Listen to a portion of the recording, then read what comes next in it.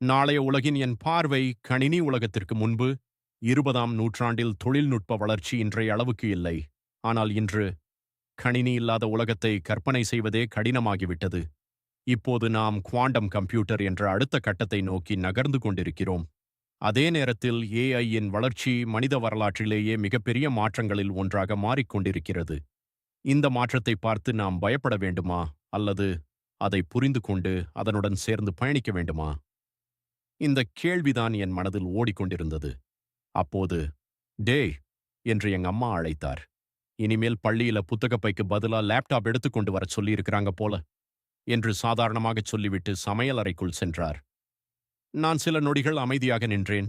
ஒரு காலத்தில் ஒரு வீட்டில் ஒரு கணினி இருந்தாலே அது பெரிய விஷயம். இன்று ஒவ்வொரு கையிலும் ஒரு ஸ்மார்ட் போன். நாளை ஒவ்வொரு மாணவரின் பையிலும் ஒரு லேப்டாப்.